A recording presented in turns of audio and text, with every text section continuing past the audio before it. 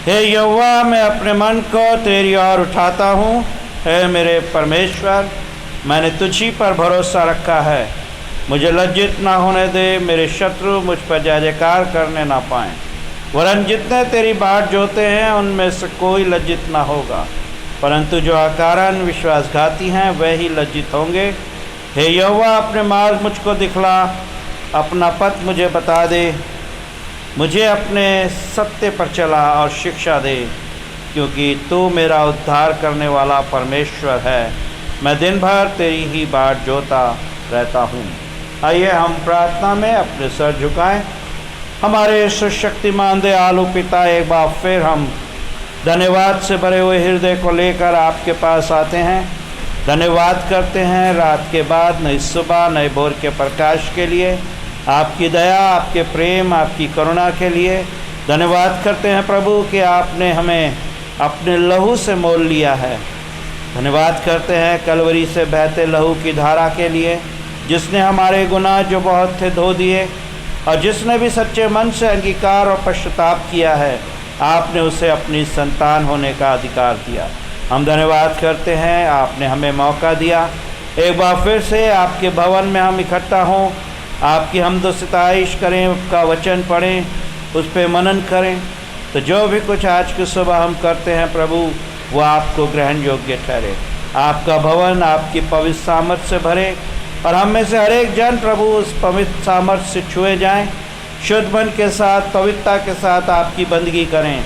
जितने भी लोग इस आराधना में शरीक हों, आप उन्हें आशीष दें, और किसी भी तरह से कोई भी शैतानी युक्ति हमारा ये समय ना चुराए, वरन ये समय हमारे लिए प्रभु आशीष का समय हो। धन्यवाद करते हैं प्रभु कि आपकी करुणा हमारे लिए बहुत है। प्रार्थना करते हैं कि जो भी सच्चे मन से प्रभु प्रार्थना करता है, आप उनकी प्रार्थना को सुनें। इस समय को प्रभु, पूरी आराधना की अगुवाई को हम आपके हाथ में देते हैं और प्रार्थना करते हैं आपका पवित्र आत्मा हमारे बीच में जुम्बिश करने पाए प्रभु जी, और कोई भी शैतानी सोच, शैतानी बात हमारा ये समय ना चुरा सके। हम सारी महिमा, सारा आदर आपको देते हैं, और इस विनती को हमारे उद्धारकर्ता प्रभु यीशु मसीह के सामर्थी नाम में होकर मांगते हैं। सुने और ग्रहण करें, आमीन। आइए हम परमेश्वर के वचन से सुसमाचार के पाठ को पढ़ेंगे। मुकद्दस मरकुस की इंजील, उसका 4था अध्याय, उसके पद 26 से लेके पद 34 तक। मरकुस की इंजील, उसका 4था अध्याय, पद 26 से लेके पद 34 तक। यहाँ प्रभु यीशु क्रिस्त का सुसमाचार इस तरह से लिखा गया है।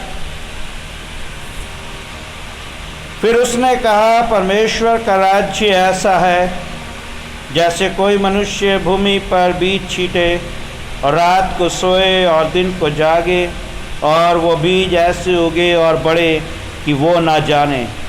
पृथ्वी आप से आप फल लाती है, पहले अंकुर, तब बाल, और तब बालों में तैयार दाना। परंतु जब दाना पक जाता है तब वो तुरंत हंसियाँ लगाता है, क्योंकि कटनी आ पहुँची है। फिर उसने कहा, हम परमेश्वर के राज्य की उपमा किससे दें, और किस दृष्टांत से उसका वर्णन करें। वो राई के दाने के समान है। जब भूमि में बोया जाता है तो भूमि के सब बीजों से छोटा होता है, परंतु जब बोया गया तो कर सब सागपात से बड़ा हो जाता है, और उसकी ऐसी बड़ी डालियाँ निकलती हैं कि आकाश के पक्षी उसकी छाया में बसेरा कर सकते हैं।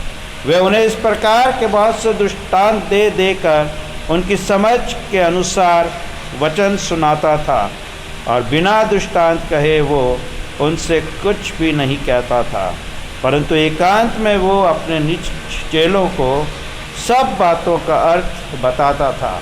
ये प्रभु यीशु क्रिस्त का सुसमाचार है। प्रभु यीशु क्रिस्त की स्तुति हो, आमीन। आइए हम प्रार्थना करेंगे अपनी कलीसिया के लिए, बच्चों के लिए, जवानों के लिए, बहनों के लिए, बुज़ुर्गों के लिए, और प्रभु से प्रार्थना करें कि उसकी दया, उसका अनुग्रह उनकी कलीसिया पे इसी तरह बना रहे। आइए हम प्रार्थना में अपने सर झुकाएं। हमारे सुशक्तिमान दयालु पिता, हम धन्यवाद करते हैं। जीवन देने वाले परमेश्वर आप हैं। आपने हमें बहुतायत का जीवन दिया। धन्यवाद करते हैं प्रभु कि आपने इस जीवन की हर आशीष हमें दी। हम प्रार्थना करते हैं हमारे कलीसियाओं में कोई भी अस्वस्थ है या बीमार है या किसी भी तरह से प्रभु बोझ से दबा है, और जो भी सच्चे मन से आपके पास आता है आप उसे ग्रहण करें। अपने शिफा भरे हाथ को बढ़ाकर उन्हें छुएं। हम प्रार्थना करते हैं जवान हमारे भाई साहिल सिल्वेस्टर के लिए, जब उनकी सर्जरी ड्यू है प्रभु मंडे को, और वो अपने इलाज के लिए चंडीगढ़ जाते हैं, आप उनकी अगुवाई करें।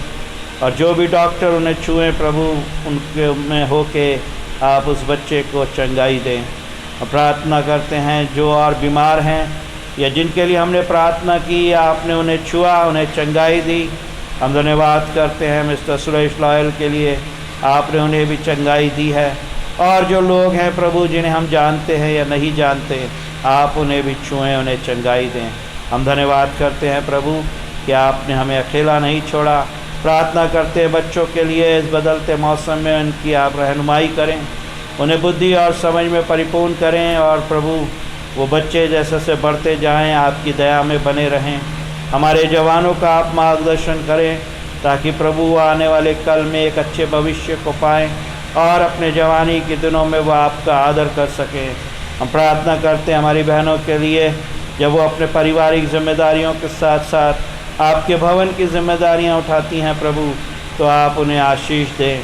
हम प्रार्थना करते हैं हमारी कलीसिया के बुज़ुर्गों के लिए, हर एक बुज़ुर्ग पे आपकी दया मांगते, उन्हें तंदुरुस्ती दें, और प्रभु जी होने दें कि उनके प्यार, उनकी आशीष का हाथ उनके घर, उनके परिवार, उनके बच्चों पे बना रहे।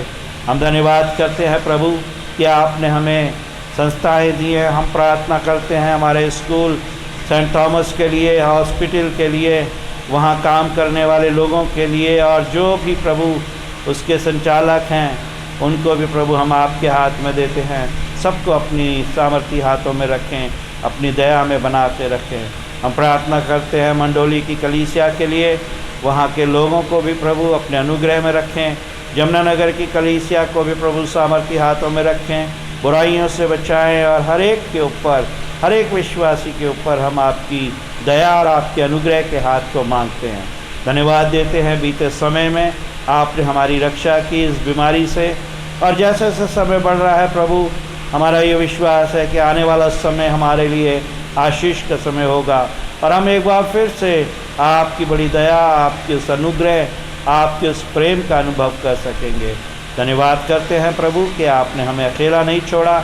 आपका सामर्थी वचन हमारे लिए आशीष का कारण है, और जब हम इस पे मनन करें, आपका पवित्र आत्मा हमें छुए, और हम में से हर एक जन उस पवित्र आत्मा से भरकर आपकी बंदगी करे प्रभु, आपकी महिमा प्रकट करे। और प्रभु जी प्रार्थना करते हैं कि जब हम आपके वचन पे मनन करते हैं, आप हमें बुद्धि और समझ की आशीष दें, ताकि आज की सुबह आपका वचन हमसे बात करे, और ये वचन हमारे जीवन के लिए, हमारे मार्गदर्शन के लिए एक ज्योति के समान काम करे। इसी विश्वास के साथ प्रभु कि आपका पवित्र आत्मा हमें छूता है, हम इस वचन के लिए प्रार्थना करते हैं, और इस विनती को हमारे लिए हमारे उद्धारकर्ता प्रभु यीशु मसीह के सामर्थी नाम में मांगते हैं। सुने और ग्रहण करें, आमीन। प्रभु के घर में इस आज की आराधना में मैं अपनी सारी कलीसियाओं का, CNI क्राइस्ट चर्च जगाधरी की कलीसिया, सेंट पीटर चर्च यमुनानगर की कलीसिया, मंडोली की कलीसिया और मुस्तफ़ाबाद के लोगों की का स्वागत करता हूँ। प्यारे अजीज़ों, मैं रिक्वेस्ट करता हूँ सेंट पीटर्स चर्च के लोगों के लिए, कलीसिया के लिए, आप अपने दान, अपने प्लेजेस चर्च में भेजें। हम धन्यवाद करते हैं प्रभु का कि हम प्रभु के घर को, क्राइस्ट चर्च जगाधरी के घर को प्रभु के रिनोवेट कर रहे हैं, और ये आपके सहयोग से हो रहा है। आप ज़्यादा से ज़्यादा अपने प्लेजेस, अपने डोनेशंस, थैंक्स गिविंग्स चर्च को दें, ताकि हम प्रभु के घर को सुसज्जित करके धन्यवाद के साथ उसके भवन में फिर इकट्ठा हों और उसकी बंदगी करें, उसकी महिमा का गुणवाद करें। धन्यवाद करते हैं कि अब तक प्रभु ने हमें संभाला है। आने वाले समय में भी प्रभु की दया उसके लोगों पर किसी तरह बनी रहे। धन्यवाद के साथ प्रभु हम आपको अपने जीवन में आदर देते हैं और प्रार्थना करते हैं कि आपका पवित्र आत्मा हमारे बीच में रहे, हर एक जन सुख और शांति से अपना जीवन उस आपके अनुग्रह में रह के पूरा कर सके। आइए हम आज का वचन मनन करें। और प्यारे अजीज़ों, आज के वचन से हम देखते हैं कि प्रभु यीशु मसीह ने पैराबल के द्वारा से बड़ी बातों को समझाने की कोशिश की और प्रभु यीशु मसीह ने दृष्टांतों के द्वारा से बताया कि परमेश्वर के राज्य की महिमा क्या है। और पहला पैराबल उन्होंने बताया कि जब भूमि में बीज डाला गया, दिन में काम और रात को आराम किया गया, फिर एक धीमे प्रोसेस के द्वारा से उस बीज को हमने बढ़ते हुए देखा। मरकुस 4:28-29, पहले अंकुर, फिर बाल, तब बालों में तैयार दाना। जब दाना पक जाता है तो हंसिया लगाकर उसे इकट्ठा करता है। प्रभु यीशु मसीह ने इस बात को बताने की कोशिश की कि परमेश्वर का राज्य भी ऐसा ही है। कोई रातों रात और अचानक से परमेश्वर के राज्य को प्राप्त नहीं कर सकता। उसके लिए एक प्रोसेस है जिससे गुजरने की ज़रूरत है। और प्रभु यीशु मसीह ने उसको बताया कि अंकुर कैसे होता है। जब बीज होता है तब उसके अंदर बोया जाता है, फिर उसमें बाल आती है, फिर उसमें दाना आता है और फिर दाना पकता है और तब वो खत्तों में इकट्ठा किया जाता है। और दूसरा उदाहरण प्रभु यीशु मसीह ने दिया राई का दाना। बोने पर सारे बीजों में छोटा होता है, लेकिन 43 4:32 आयत बताती है, उगकर सारे साग पात से बड़ा हो जाता है और ऐसी बड़ी डालियां उसमें से निकलती हैं कि आकाश के पक्षी उसकी छाया में बसेरा कर सकते हैं। प्यारे अजीजों, प्रभु का वचन इस बात को भी बताने की कोशिश कर रहा है कि परमेश्वर धीमे धीमे आराम से थोड़े से शुरू करके बड़ी बड़ी चीज़ों को करने में सक्षम परमेश्वर है। परमेश्वर के बड़े बड़े काम, उसकी शुरुआत बहुत ही साधारण और बहुत ही छोटे तरीके से हम होते हुए देखते हैं। प्यारे अजीजों, यह अगर आप देखें हग्गे की पुस्तक के अंदर, जब यरूशलेम का मंदिर जो तोड़ दिया गया और फिर उससे बनाने के लिए परमेश्वर ने हग्गे के पास ये संदेश भेजा जो उनको मोटिवेट कर रहा है, उत्साह को दे रहा है। और हग्गे की पुस्तक अगर आप दूसरे अध्याय की 4 और 5 आयत में देखें, वहाँ लिखा है, सब लोग हियाव बांध कर काम करो, क्योंकि मैं तुम्हारे संग हूँ, मेरा आत्मा तुम्हारे बीच बना है, तुम मत डरो। दो चीज़ें हम यहाँ देखते हैं परमेश्वर के वचन से कि तुम मत डरो, फेयर नॉट, मैं तुम्हारे साथ हूँ, आई एम विद यू। और दूसरी चीज़ यहाँ कहता है परमेश्वर का वचन कि जो है मैं तुम्हारे साथ हूँ, यानी कि परमेश्वर का वचन उनके उत्साह को बढ़ा रहा है। एक मोटिवेशन का संदेश हग्गे के द्वारा परमेश्वर के लोगों के पास पहुंचाया गया और परमेश्वर ने उनके साथ ये वाचा भी बांधी कि जैसे मैं तुम्हारे पूर्वजों के साथ रहा, वैसे ही मैं तुम्हारे साथ भी रहूँगा। यानी कि परमेश्वर का आश्वासन उनके साथ था कि मुश्किलें और परेशानियों के बाद भी तुम्हारे जीवन में आशीषें बनी रहेंगी। और दूसरे अध्याय के साथ आयत कि मैं इस भवन को अपनी महिमा के तेज से भर दूँ। अब ये बातें जो है कि परमेश्वर लोगों को मोटिवेट कर रहा है कि तुम मेरे लिए काम करो, यरूशलेम के मंदिर को बनाने के लिए कोशिश करो। और ये कमिटमेंट वाचा है परमेश्वर की कि मैं तुम्हारे साथ रहूँगा। दूसरे तरफ हम देखें, अगर नए नियम में आप आ जाएं तो वहाँ आप देखें कुरिन्थियों की पत्री के अंदर पौलुस कलीसिया को ये बता रहे हैं कि परमेश्वर ने उन्हें किसी भी सामाजिक प्रतिष्ठा को को नहीं रखते थे चुन लिया।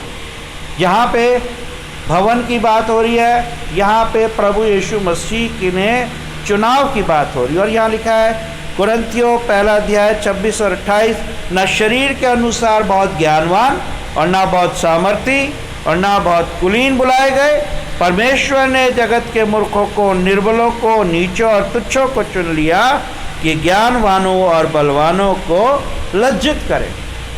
परमेश्वर का चुनाव हम देखते हैं कि परमेश्वर अपनी महिमा किसी से भी लेने में सामर्थी है, और परमेश्वर ने उन लोगों को चुनने की कोशिश करी जो कमज़ोर थे या किसी भी तरीके से अपने आप को निर्बल समझते थे या अपने आप को पिछड़ा हुआ समझते थे। ऐसे लोगों को परमेश्वर ने महिमा दी और परमेश्वर ने उन्हें चुना। परमेश्वर ने इसलिए नहीं ग्रहण किया कि अपनी निज संतान को बनाए।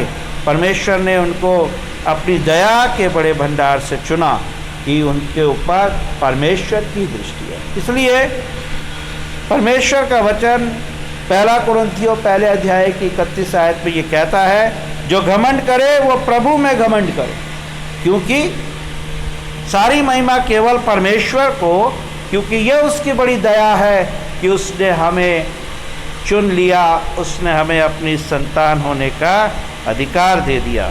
प्यारे अजीज़ों, पौलुस ने उनको इस बात से प्रभावित करने की कोशिश नहीं करी कि पौलुस ज्ञानवान है, लेकिन पौलुस ने उनको परमेश्वर के वचन और आत्मा और सामर्थ्य के द्वारा से प्रमाणित किया कि वो परमेश्वर के चुने हुए लोग हैं। प्यारे अजीज़ों, ये चीज़ें आप देखें कि पैराबल्स में प्रभु यीशु मसीह ने कहा, और आपने हग्गे की भविष्यवक्तानी से सुना, खुदा के घर में आपने पौलुस के द्वारा जो है इस बात को चुना कि परमेश्वर ने कैसे लोगों को अपने लिए चुना। हमारा चुना जाना हमारे लिए एक आदर की बात है कि हम प्रभु के लोग हैं, और ना सिर्फ प्रभु ने हमें चुन के अपनी संतान होने का अधिकार दिया है, लेकिन प्रभु ने हमें आशीष दी है, प्रभु ने हमारे को जीवन दिया है, प्रभु ने हमें चंगाई दी है, प्रभु ने इतनी विषम परिस्थितियों में भी हमारे ऊपर अपनी दया को बना कर रखा हुआ है। और क्यों? परमेश्वर क्या चाहता है? परमेश्वर अपने लोगों से काम लेना चाहता है, और वो काम करने के लिए परमेश्वर हमें जो है तैयार करता है, प्रेरित करता है कि हम परमेश्वर की इच्छा को पहले जानें। प्यारे अजीज़ों, परमेश्वर के बड़े बड़े कामों का आरंभ बहुत ही छोटे छोटे कामों के परिणाम हैं, और प्रभु हमें इस बात को सिखाना चाहता है कि हम किसी भी काम को करने के लिए सबसे पहले हम्बल हों, उसके लिए प्रार्थना करें, परमेश्वर के विज़न को जानें, परमेश्वर की इच्छा को जानें। अगर परमेश्वर ने उस काम को कराने के लिए हमें चुना है तो वो काम अपने तरीके से वो हमसे करवाएगा, लेकिन हम अपनी ज़िद, अपनी टैलेंट को दिखाते हुए, अपने आप पर गर्व करते हुए, अपने आप में जो है प्रशंसा को बटोरने के लिए कभी भी ऐसी भावना से हम परमेश्वर के कामों को कर नहीं सकते, क्योंकि परमेश्वर आशीष देता है बहुत ही साधारण परिस्थितियों में। और सबसे पहले ये ज़रूरी है कि हम प्रभु के सामने नम्र हों, हम प्रभु के सामने घुटनों पे आके प्रार्थना करें कि प्रभु तू अपनी महिमा के लिए हमें इस्तेमाल कर। फिर चाहे वो हम अपने घर की काम की बात करें, अपने खुदा के घर की काम की बात करें, हम सेवा की बात करें, कि प्रभु हमें मौका दे कि जब हम प्रभु के लिए खड़े हों तो हमारी अगुवाई प्रभु करे। परमेश्वर के लोग बहुत ही सादगी का जीवन और सादगी का स्वभाव रखते हैं, तभी उनके जीवन में आशीष आती है। स्वयं की प्रशंसा नहीं चाहते। पौलुस, हग्गे और जितने भी पुराने नबी हुए हैं, देखिए कि उन्होंने खुदा के सामने अपने आप को तुच्छ जाना, छोटा किया। और प्रभु का वचन कहता है कि जब तुम छोटे बनते हो तभी शिरोमणि किए जाओगे। आज हम अपने चर्चों में बात करते हैं, हम प्रोजेक्ट लेके चलते हैं, हम खुदा के घर में बेदारी लाने की बात करते हैं, तो हम अपने अहम और अपनी सोच को सर्वोपरि मानते हैं। हम चाहते हैं कि हम ऐसे काम करें जो हाईलाइट हों, लेकिन इस तरह की भावना रखकर हम परमेश्वर के लिए कुछ भी नहीं कर सकते। अगर हम अपनी प्रशंसा चाहते हैं तो हम प्रभु के कामों को नहीं कर सकते। और तीसरी चीज़ है कि परमेश्वर के लोग घमंड से भरी हुई बातों को नहीं करते, चैलेंज नहीं करते कि हाँ मैं इस काम को करवा दूंगा, ये काम मैं कर सकता हूँ। ज़रूरत है हमें कि किसी भी योजना को, किसी भी चीज़ को करने से पहले परमेश्वर के साथ हम अपने संबंध को बढ़ाएं, प्रार्थना करें और उसको प्रभु के चरणों पे रखें। प्रभु यदि तेरी इच्छा है तो तू हमारी सहायता कर, हमारा मार्गदर्शन कर। और जब वो काम हो जाता है तो सारी महिमा वो परमेश्वर को देते हैं और क्रेडिट गोज़ टू गॉड, क्योंकि परमेश्वर के बिना हम कुछ नहीं कर सकते। इसलिए ये अच्छी चीज़ें हैं, ये अच्छी बातें हैं कि हम करना चाहते हैं खुदा के लिए। लेकिन खुदा का कलाम क्या कहता है? राई का दाना जब मिट्टी में पड़ता है उसके बाद फिर वो फलवंत होता है, फिर उसके अंदर जो है फल आता है, दाना आता है, फिर वो पकता है और फिर खत्तों में इकट्ठा किया जाता है। तभी हम वहाँ पहुँच सकते हैं जहाँ हमें परमेश्वर लेकर जाना चाहता है। दूसरा शमूएल 6:21 में आप देखें कि दाऊद ने मीकल से कहा, यहोवा जिसने मुझे चुनकर अपनी प्रजा इज़राइल का प्रधान होने को ठहरा दिया है, मैं यहोवा के समीप सदैव नाचा करूँगा, खुश रहूँगा, आनंदित रहूँगा, क्योंकि परमेश्वर ने मुझे चुना है। आज परमेश्वर फिर अपने लोगों को चुनता है, आज परमेश्वर अपने दासों को चुनता है, अपने सेवकों को चुनता है, परमेश्वर एल्डर्स को चुनता है, लीडरों को चुनता है। तो परमेश्वर चाहता है कि हम पहले दीन और नम्र बने, पहले हम अपने आप को खुदा के सामने बिल्कुल खाली समझ लें कि हम कुछ नहीं कर सकते, हम प्रभु के बिना आगे बढ़ नहीं सकते, तभी हमारे जीवन में सक्सेस आती है। लेकिन हम अगर प्लानिंग करते हैं, बढ़ चढ़कर बातें करेंगे, घमंड से भरी हुई बातें करेंगे और हम कहेंगे हम रातों रात ये कर देंगे, इस भवन को तोड़ दो नया बना देंगे और ऐसी चीज़ें। लेकिन प्यारे अजीज़ों, ये सच है कि खुदा के कामों को जब तक हम खुदा के सामने अपने आप को दीन और नम्र करके नहीं खड़ा करेंगे, हम खुदा के काम नहीं कर सकते। अगर खुदा ने हमें चुना है कि हम उसका ये काम करें तो हम उस काम को तभी कर सकते हैं, लेकिन अगर खुदा ने हमें नहीं चुना तो हम अपनी ज़िद में खुदा के कामों को नहीं कर सकते। ज़रूरत है कि खुदा क्या चाहता है, परमेश्वर हमसे क्या काम लेना चाहता है, परमेश्वर ने हमें किस लिए चुना है, परमेश्वर की महिमा किन बातों से प्रकट होती है। और जब हम अपने जीवन में उन चीज़ों को प्राप्त करते हैं जो परमेश्वर चाहता है, वो हमारे लिए सक्सेस को लाती है। दाऊद का जीवन एक विनम्र चरवाह के रूप में हम जानते हैं, लेकिन हम उसके लिए जानते हैं कि वो पूरे इज़राइल किंगडम का राजा बना। परमेश्वर ने उसको उठाया। परमेश्वर आज आपको उठाना चाहता है, परमेश्वर आज आपके लोगों को उठाना चाहता है, परमेश्वर आज हमारे परिवारों में बेदारी लाना चाहता है, परमेश्वर आज हमें शैतान को हराने की सामर्थ्य देना चाहता है। परमेश्वर चाहता है कि हम उसके लिए बड़े बड़े काम करें, लेकिन उसके लिए ज़रूरी है कि हमारा आत्मिक जीवन, हमारी आत्मिक सहभागिता परमेश्वर के साथ होना ज़रूरी है। प्रार्थना का जीवन हमारे लिए ज़रूरी है, उसका वचन हमारे लिए ज़रूरी है जिस पे हम मनन करें, है ना। प्यारे अजीज़ों, हम बड़ी बड़ी चीज़ों को करने में सक्षम हैं, लेकिन की शुरुआत जब हम थोड़े तरीके से छोटे स्केल पे करते हैं तब हम उसमें बड़ी कामयाबी पाते हैं। ये परमेश्वर हमें आज इस बात को सिखाना चाहता है। है ना। परमेश्वर ने स्वयं बड़े बड़े कामों का आरंभ बहुत ही छोटे छोटे कामों के द्वारा से किया, और परमेश्वर ने उस बात को ही बताया कि जब भूमि में बीज डाला जाता है तब वो अंकुरित होके बालें आती हैं, दाना आता है, पकता है, तब वो जाकर जो है बड़ा होता है। राई के दाने से उन्होंने स्वर्ग के राज्य की उपमा दी कि छोटा सा दाना जब पड़ता है, लेकिन जब वो समय के साथ बड़ा होता है तो एक बड़ा वृक्ष, एक बड़ा पौधा बन जाता है जिस पर पक्षी बैठ सकते हैं। हग्गे के समय उन्होंने आह्वान किया अपने लोगों से कि परमेश्वर के घर को बनाने के लिए इकट्ठे हो, और वाचा बांधी कि मैं तुम्हारे साथ रहूँगा, और वाचा बांधी कि तुम किसी चीज़ से डरो मत। लेकिन इसका मतलब ये नहीं था कि हम खुदा से मांगे नहीं, प्रार्थना नहीं करें, खुदा की योजनाओं को अपने जीवन में जाने, पहले उसके लिए हम तैयार हों अपने मन से, आत्मा से।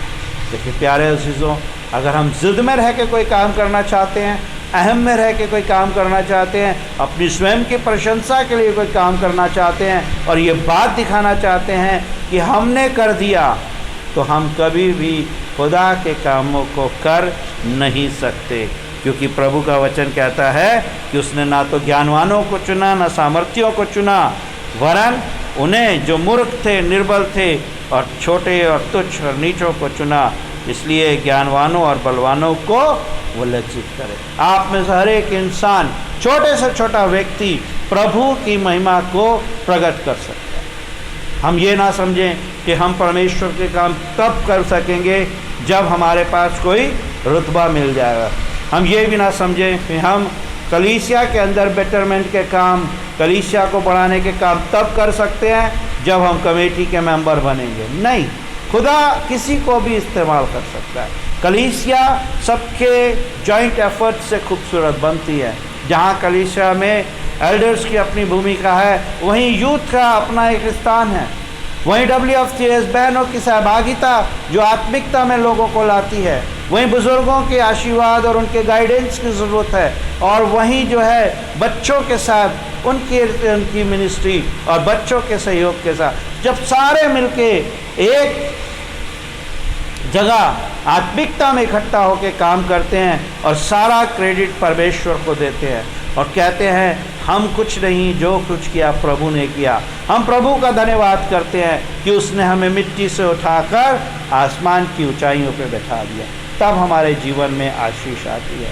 और इसके अलावा अगर हम किसी भी भावना से आकर परमेश्वर के घर में काम करते हैं, या हम अपने घर में करते हैं, या हम कोई भी ऐसा काम करते हैं जिसमें हम अपनी प्रशंसा चाहते हैं, वो काम केवल शैतान के रास्ते से आता है और उसमें हम सक्सेस नहीं हो पाते। प्रभु हमें सिखाना चाहता है कि ये अपने आप को आत्मिकता में प्रबल करो और किसी भी काम के लिए प्रार्थना करो, खुदा की नज़दीकी में आओ और उससे मांगो, उसकी योजना को जानो, और जब वो हमें उस काम के लिए तैयार करेगा तब हम उस काम में सक्सेस होंगे। हग्गे ने, भविष्यवक्ता ने, जब इज़राइलियों को उनको चेतावनी दी, उनको आह्वान दिया कि तुम अब यरूशलेम का मंदिर बनाओ, और तब वो इकट्ठा हुए, उन्होंने माना अपनी गलतियों को, पश्चाताप किया और फिर यरूशलेम के मंदिर को निर्माण किया गया। सब एक जगह पे इकट्ठा हुए, एकता में बने। परमेश्वर के काम हम तब नहीं कर सकते जब हमारे अंदर फूट है। परमेश्वर के काम हम तब नहीं कर पाएंगे जब हम विभाजित हैं। हम परमेश्वर के काम तब नहीं कर पाएंगे जब हम एक दूसरे के कामों को अप्रिशिएट नहीं करते। परमेश्वर के काम हम तब नहीं कर सकते जब हमारी प्रवृत्ति दूसरों में दोष ढूंढना बंद कर रह जाती है। परमेश्वर के कामों को करने के लिए पहले हमें अपने आप को तैयार करने की ज़रूरत है, और जब हम तैयारी करते हैं और वो तैयारी आत्मिकता में है, प्रार्थना में है, खुदा से मांगो, तब परमेश्वर अपनी आशीष का हाथ उठाता है और हम छोटे छोटे काम शुरू करके परमेश्वर के लिए बड़े बड़े कामों को अंजाम दे सकते हैं, क्योंकि हमारी रहबरी और हमारा मार्गदर्शन केवल परमेश्वर की ओर से होता है। प्रभु हमें ऐसी समझ दे, ऐसी तैयारी दे कि हम प्रभु के कामों को अपने जीवन में करने के लिए पहले तैयार हों और फिर हम प्रभु की महिमा प्रकट करने के लिए उन कामों को करें, हमारी नहीं वरन हमारे द्वारा से परमेश्वर का नाम इस ज़मीन पे आदर से लिया जाए। प्रभु आप सबको इन वचनों से आशीष दे, आमीन। आइए हम अपना विश्वास वचन कहेंगे। मैं सर्वशक्तिमान पिता, स्वर्ग और पृथ्वी के सृष्टिकर्ता परमेश्वर पर विश्वास करता हूँ। मैं उसके इकलौते पुत्र हमारे प्रभु यीशु पर विश्वास करता हूँ।